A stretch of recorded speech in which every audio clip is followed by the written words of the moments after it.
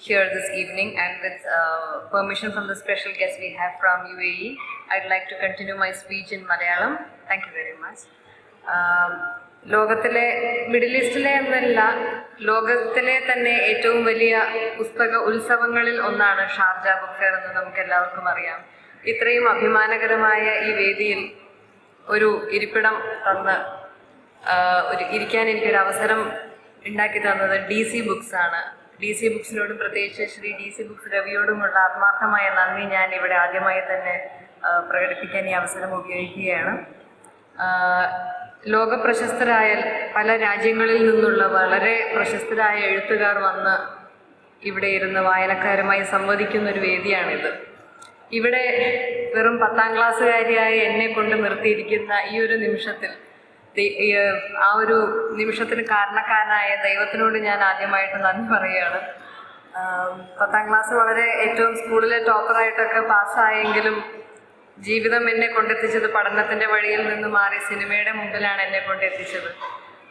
സിനിമയിൽ എത്തിക്കഴിഞ്ഞിട്ടും എന്താ പറയുക, പേന കൊണ്ട് ഇന്ദ്രജാലം തീർക്കുന്ന ഒരുപാട് എഴുത്തുകാരെ കൊണ്ട് അനുഗ്രഹീതമാണ് നമ്മുടെ മലയാള സിനിമ. അങ്ങനെയുള്ള ഒരുപാട് എഴുത്തുകാരുടെ പേനയിൽ നിന്ന് മുതിർന്നു വീണ ഒരുപാട് ശക്തമായ കഥാപാത്രങ്ങൾ എനിക്ക് വേണ്ടി സൃഷ്ടിക്കപ്പെട്ടു എന്നുള്ളത് എൻ്റെ ജീവിതത്തിൽ എഴുതി വയ്ക്കപ്പെട്ടിരുന്ന എന്തൊരു മഹാഭാഗ്യമാണ്. അതിൽ ഇപ്പോൾ ഈ ഒരു വേദിയിൽ എനിക്ക് എടുത്തു പറയാൻ തോന്നുന്നത് നമ്മുടെ കേരളത്തിൻ്റെ മാത്രമല്ല, നമ്മുടെ രാജ്യത്തിൻ്റെ അഭിമാനമായ ശ്രീ MT വാസുദേവൻ നായർ സാറിൻ്റെ ദയ എന്ന കഥയിലെ ദയ എന്ന കഥാപാത്രമായി അദ്ദേഹം രചിച്ച വരികൾ സംസാരിച്ചുകൊണ്ട് സ്ക്രീനിൽ അഭിനയിക്കുമ്പോൾ എനിക്കുണ്ടായ ഒരു സന്തോഷവും ഒരു അഭിമാനവും അത് എനിക്ക് തോന്നുന്നു വാക്കുകൾ കൊണ്ടൊന്നും പറഞ്ഞറിയിക്കാനാവില്ല. സിനിമയിൽ അഭിനയിച്ചുകൊണ്ടിരുന്നപ്പോഴും അക്ഷരങ്ങളുടെയും പുസ്തകങ്ങളുടെയും ഒക്കെ ലോകം എനിക്കെന്നും പ്രിയപ്പെട്ടത് തന്നെയായിരുന്നു.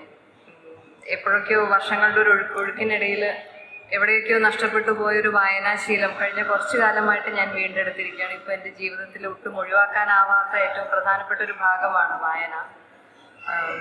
ഇപ്പോൾ മറ്റൊരു മധുരമായ സ്വപ്നം പോലെ ഇത്രയും വലിയൊരു വേദിയിൽ വെച്ച് ഞാൻ എഴുതിയ ചെറിയൊരു പുസ്തകം പ്രകാശനം ചെയ്യപ്പെടുകയാണ്. അത്ര വലിയ എഴുത്തുകാരിയൊന്നും അല്ല ഞാൻ. കാരണം എന്ന് വെച്ചാൽ ചാക്കോച്ചൻ എന്തായാലും പോകാൻ നിർത്തിയോടെ അറിയാം, പക്ഷെ എന്നാലും ചാക്കോച്ചനോട് ഒരു ചോദ്യം ചോദിക്കാതെ പോകാൻ പറ്റില്ല. ഭയങ്കര അൺകംഫർട്ടബിൾ അല്ലേ ചാക്കോച്ച. നിരുപമ രാജീവിന്റെ ഭർത്താവായ രാജീവ്, ശരിക്കും പറഞ്ഞാൽ അത് അങ്ങനെ പറഞ്ഞതിന്റെ കാര്യം കൂടിയുണ്ട്. കാരണം എന്ന് വെച്ചാൽ വളരെയധികം ഫീമെയിൽ പ്രോമിനൻസ് ഉള്ള ഒരു സിനിമ, പ്രത്യേകിച്ചും ചാക്കോച്ചൻ ഹീറോ ആയിട്ട് അഭിനയിക്കുന്ന സിനിമകളെല്ലാം സൂപ്പർ ഡ്യൂപ്പർ ഹിറ്റുകളായി പോയിക്കൊണ്ടിരിക്കുന്ന ഒരു കാലഘട്ടം. ഒരു ഗ്രേ ഷെയ്ഡുള്ള, ഒരു നെഗറ്റീവ് എന്ന് തന്നെ പറയാവുന്ന ഷെയ്ഡുള്ള ഒരു ക്യാരക്ടർ, ഒരു ഭർത്താവ് അവതരിപ്പിക്കാൻ വിളിച്ചു ചാക്കോച്ചൻ. മഞ്ജു വാര്യർ അല്ലായിരുന്നു നായികയെങ്കിൽ ചാക്കോച്ചൻ ചെയ്യുമായിരുന്നു.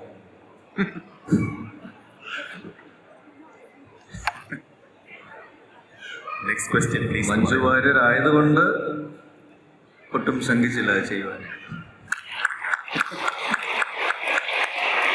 കാരണം വേറൊന്നുമല്ല,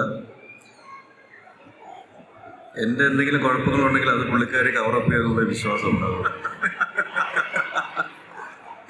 MT സാർ എനിക്ക് പറഞ്ഞിട്ടുണ്ട്, ദയ ഉണ്ടാവില്ലായിരുന്നു മഞ്ജു ഇല്ലെങ്കിൽ. എന്ത് തോന്നുന്നു ചേച്ചി, ഓരോ ക്യാരക്ടേഴ്സും മഞ്ജു ചേച്ചിക്ക് വേണ്ടി ഉണ്ടാക്കിയപ്പെട്ടപ്പോൾ did you feel the pressure? ശരിക്കും അത് ഭയങ്കര ഹെവി ആയിട്ട് തോന്നിയിരുന്നു? ഇല്ല, ഞാനങ്ങനെ എനിക്ക് വേണ്ടി സൃഷ്ടിക്കപ്പെടുന്ന ക്യാരക്ടേഴ്സ് അങ്ങനെയൊന്നും ഞാൻ വിചാരിച്ചിട്ടില്ല. നല്ല കഥാപാത്രങ്ങൾ ചെയ്യാനുള്ള ഭാഗ്യം എനിക്ക് ലഭിച്ചു എന്നാണ് ഞാൻ വിചാരിക്കുന്നത്. അപ്പോൾ ഞാൻ അഭിനയിച്ചുകൊണ്ടിരുന്ന സമയത്ത് എഴുത്തുകാർക്ക് അങ്ങനെ സൃഷ്ടിക്കാൻ തോന്നിയെന്നുള്ളത് എന്റെ ഭാഗ്യമാണ്. മഞ്ജു വാര്യർ തിരിച്ചു വരണം എന്ന് ഒരുപാട് പേര് പറയുന്നുണ്ട്. അപ്പൊ അത്രയും ഹൈപ്പ് നിൽക്കുമ്പോൾ എന്താണ് പ്രശ്നം എന്ന് വെച്ചാൽ, how can you choose A script? ഒരു സ്ക്രിപ്റ്റ് എങ്ങനെ ചൂസ് ചെയ്യും? അതും ഈ പറഞ്ഞ പോലെ ഒട്ടും പ്ലാൻ ചെയ്യാതെ വന്ന സംഭവ വികാസങ്ങളാണ്. ആദ്യം സംഭവിക്കാനിരുന്നത് വേറൊരു സിനിമയായിരുന്നു, രഞ്ജിയേട്ടൻ സംവിധാനം ചെയ്യാനിരുന്ന, ലാലേട്ടൻ അഭിനയിക്കേണ്ടിയിരുന്ന സിനിമയായിരുന്നു. പല കാരണങ്ങളും കൊണ്ട് അത് നീണ്ടുപോവുകയും രണ്ടാമത്തെ സിനിമ ആവേണ്ടിയിരുന്ന ഹൗ ഓൾഡ് ആർ യു ആദ്യത്തെ സിനിമയായിട്ട്, അതും എൻ്റെ എല്ലാം എന്താ പറയുക വളരെ കോയിൻസിഡൻസസ് ആണ് എൻ്റെ ജീവിതത്തിൽ. ഒട്ടും എന്താ പറയുക, അതെ ഒട്ടും പ്രതീക്ഷിക്കാത്ത സംഭവങ്ങളാണ് എപ്പോഴും എൻ്റെ ജീവിതത്തിൽ സംഭവിച്ചിട്ടുള്ളത്. അപ്പം അതേപോലെ തന്നെ ഇപ്പോൾ ഹൗ ഓൾഡ് ആർ യു ആദ്യത്തെ സിനിമയായിട്ട് വന്നതും അത് മറ്റു പല കാരണങ്ങൾ കൊണ്ടാണെങ്കിലും അതായിരുന്നു വിധി, അതാണ് നിമിത്തം, ഏറ്റവും നല്ലത് അതായിരുന്നു എന്നുള്ളതാണ് ഇപ്പോൾ സിനിമ ഇറങ്ങിയത് കൊണ്ട് തെളിയിക്കപ്പെട്ടത്. ബാക്കി എല്ലാവർക്കും അറിയാവുന്ന ചരിത്രം. തീർച്ചയായും ഇപ്പോ ലാലേട്ടനോടൊപ്പം സത്യനന്ദിക്കാട് സിനിമയാണ് ഇപ്പോൾ ചെയ്തുകൊണ്ടിരിക്കുന്നത്. അത് ആ സിനിമയിലെ ക്യാരക്ടർ ഇതേപോലെ തന്നെ അതോ ലാലേട്ടനോടൊപ്പം നിൽക്കുന്ന ക്യാരക്ടർ എങ്ങനെയാണ് അതിനെ വിശേഷിപ്പിക്കുക?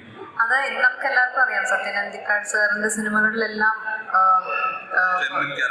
ഫീമെയിൽ ക്യാരക്ടേഴ്സിന് ഫീമെയിൽ ഓറിയന്റഡ് അല്ലെങ്കിൽ പോലും നായകനോടൊപ്പം ഒരു വ്യക്തിത്വമുള്ള അത്രയും നല്ല കഥാപാത്രങ്ങളായിരിക്കും സത്യനങ്ങളുടെ സിനിമകളിൽ എപ്പോഴും ഉണ്ടാവാറ്. അപ്പം അതേപോലെ തന്നെ വളരെ നല്ല കഥാപാത്രമാണെന്നുള്ളത് ഓർപ്പിക്കാം. ആ കാര്യത്തിൽ എന്തായാലും ഇച്ചിരി എക്സെൻട്രിസിറ്റി ഉണ്ടായിരുന്നു എന്നാണ് ആൾക്കാർ പറഞ്ഞത്. പക്ഷെ ഞാൻ ഈ രണ്ടാം വരവിലാണ് സത്യം പറഞ്ഞത് അടുത്ത് കാണുന്നത് പരിചയപ്പെടുന്നത്. അത്രയും പോളിഷ്ഡ് ആയിട്ടുള്ള ഒരു ക്യാരക്ടറെ ഞാൻ കണ്ടിട്ടുണ്ട്. ഇതെങ്ങനെ ഈ കോൺട്രാസ്റ്റ്? എനിക്കറിയില്ല. പക്ഷെ അഭിനയിക്കുന്ന ആൾക്കാർക്ക് ഒരു ഇച്ചിരി എക്സെൻട്രിസിറ്റി ഉണ്ടാകുമെന്ന് പറയുന്ന സത്യമാണ്. അത് അഭിനയിക്കുമ്പോ സെറ്റിൽ വന്ന് നോക്കണം, എന്നാലേ അറിയുള്ളൂ. എനിക്കറിയില്ല, അതൊക്കെ ഞാൻ കോൺഷ്യസ് ആയിട്ട് ചെയ്യുന്നതൊന്നുമല്ല. അഭിനയിക്കുന്ന സമയത്ത് ചിലപ്പോ എക്സെൻട്രിസിറ്റി അത് വന്നു പോകുന്നുണ്ടായിരിക്കാം. I'm opening the floor right now for questions from your side. നടിമാർക്ക് നീതി കിട്ടുന്നുണ്ടോ, നടിമാർക്ക് ആ നീതി കിട്ടുന്നുണ്ടോ എന്നാണ് ശ്രീ MC നാസർ അദ്ദേഹം ചോദിച്ചത്. അതെനിക്ക് തോന്നുന്നത് മലയാളം മാത്രമല്ല, ഇന്ത്യയിലെ ഫിലിം ഇൻഡസ്ട്രി മൊത്തത്തില് ഒരു മെയിൽ ഡോമിനേറ്റഡ് ഇൻഡസ്ട്രി ആണ് ശരിക്കും. പക്ഷെ അതിൽ തന്നെ സ്വന്തം കഥാപാത്രങ്ങൾ കൊണ്ട് സ്വന്തം സ്ഥാനം പതിപ്പിച്ചിരിക്കുന്ന നടിമാരുമുണ്ട്. എനിക്ക് തോന്നുന്ന ഇതിപ്പോൾ നമ്മൾ നടന്മാരോ നടിമാരോ ആഗ്രഹിച്ചത് കൊണ്ട് മാത്രം ഇതിനൊരു വലിയൊരു മാറ്റം വരുത്താൻ സാധിക്കില്ല. അതിന് കഥാപാത്രങ്ങൾ ഉണ്ടാക്കാൻ തയ്യാറായ തിരക്കഥാകൃത്തുക്കൾ വേണം. ആ സിനിമ സംവിധാനം ചെയ്യാൻ ധൈര്യം കാണിച്ച് മുന്നോട്ട് വരുന്ന സംവിധായകർ വേണം. അത് ലാഭമാണെങ്കിലും നഷ്ടമാണെങ്കിലും സിനിമ പ്രൊഡ്യൂസ് ചെയ്യാൻ ചങ്കൂറ്റം കാണിക്കുന്ന നിർമ്മാതാക്കളും മുന്നോട്ട് വരണം. അങ്ങനെയൊക്കെ എല്ലാം കൂടിയുള്ള ഒരു കൂട്ടായ്മയാണ് ഈ ഒരു സിനിമ എന്ന് പറയുന്ന ഒരു സംരംഭം. അപ്പോൾ നമുക്കും ആഗ്രഹമുണ്ട് ഇതേപോലെ ഒരുപാട് നല്ല കഥാപാത്രങ്ങൾ ചെയ്യണം എന്നുള്ളത്. കിട്ടുന്ന കഥാപാത്രങ്ങൾ നന്നാക്കുക എന്നുള്ളതാണ് നമ്മുടെ ഒരു ലിമിറ്റേഷൻ വെച്ചിട്ട് നമുക്ക് ചെയ്യാൻ സാധിക്കുന്നത്. അതിൽ തന്നെ ഒരു വ്യക്തിത്വം പതിപ്പിക്കാൻ സാധിക്കുന്ന വളരെ കുറച്ച് പേരുണ്ട്. അത് ദൈവാനുഗ്രഹം. Believe it or not, I don't have a dream. ഒരിക്കലും സ്വപ്നങ്ങൾ എൻ്റെ ജീവിതത്തിൻ്റെ ഗതി നിയന്ത്രിച്ചിട്ടില്ല. ഞാൻ എപ്പോഴും ആകസ്മികമായി സംഭവിക്കുന്ന കാര്യങ്ങളാണ് എൻ്റെ ജീവിതത്തിൽ എപ്പോഴും ആകസ്മികമായിട്ട് കാര്യങ്ങൾ സംഭവിച്ചിട്ടുള്ളൂ. അപ്പോൾ ആ ഒരു ഒഴുക്കിലൊക്കെ അങ്ങനെ പോവുക, നമ്മൾ ഏത് സിറ്റുവേഷനിലാണോ ഉള്ളത് അതിൽ സന്തോഷമായിട്ടിരിക്കുക എന്നുള്ളതാണ് ഞാൻ ജീവിക്കാറുള്ളത്. സ്വപ്നങ്ങൾ ഒരിക്കലും എന്നെ നിയന്ത്രിച്ചിട്ടില്ല.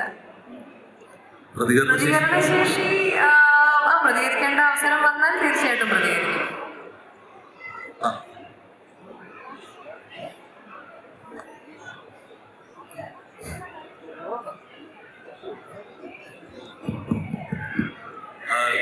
ഏതായാലും ആ ചോദ്യം എന്താണെന്ന് വെച്ചാൽ നാട്ടിലെ ചുംബന സമരത്തെ കുറിച്ചാണ്. നാട്ടിലെ ചുംബന സമരം പോലുള്ള ഈ സംരംഭങ്ങളിൽ അല്ലെങ്കിൽ സമരങ്ങളിൽ എങ്ങനെ പ്രതികരിക്കുന്നു എന്നാണ് ചോദ്യം. ആസ് എ ലേഡി എങ്ങനെ പ്രതികരിക്കുന്നു എന്നാണ് ലക്ഷ്മിയുടെ ചോദ്യം. അത് എനിക്ക് തോന്നുന്നു അവർ കൺവേ ചെയ്യാൻ ഉദ്ദേശിച്ച മെസ്സേജും ആളുകൾ കൺസീവ് ചെയ്ത മെസ്സേജും ഒക്കെ വ്യത്യാസമുണ്ടെന്ന് എനിക്ക് തോന്നിയിട്ടുണ്ട്. അപ്പോൾ അതിൽ അങ്ങോട്ടും ഇങ്ങോട്ടും ഒരു ക്ലാരിറ്റി കുറവാണ്. ഇവരെന്താണ് ഇവർ കാണിക്കാൻ ഉദ്ദേശിക്കുന്നത് എന്നറിയാൻ വരുന്ന ആളുകളും എന്ത് സന്ദേശമാണ് അങ്ങോട്ട് കൊടുക്കാൻ ഉദ്ദേശിക്കുന്നത് എന്നുള്ളത് അങ്ങോട്ടും ഇങ്ങോട്ടും പ്രോപ്പറായിട്ട് കൺവേഡ് ആയിട്ടില്ല. അതിൻ്റെ ഒരു കൺഫ്യൂഷനാണ് നാട്ടിൽ നടന്ന ലാത്തി ചാർജും സമരവും ഒക്കെ. സ്നേഹത്തിന്റെ സന്ദേശം പ്രചരിപ്പിക്കാനാണെങ്കിൽ അത് എന്താണെങ്കിലും സ്നേഹത്തിന്റെ സന്ദേശം പ്രചരിപ്പിക്കുന്ന ഏതൊരു പ്രോജക്റ്റും ഏതൊരു പദ്ധതിയും സമൂഹത്തിന്റെ നന്മയ്ക്ക് ഉതകും എന്നാണ് ഞാൻ വിശ്വസിക്കുന്നത്. ചിലപ്പോൾ അവർ അവലംബിച്ച രീതി ചിലപ്പോൾ ശരിയായിട്ടുണ്ടാവില്ലായിരിക്കാം. അത് മറ്റുള്ളവർ മനസ്സിലാക്കിയതിനും തെറ്റ് സംഭവിച്ചിട്ടുണ്ടാവും.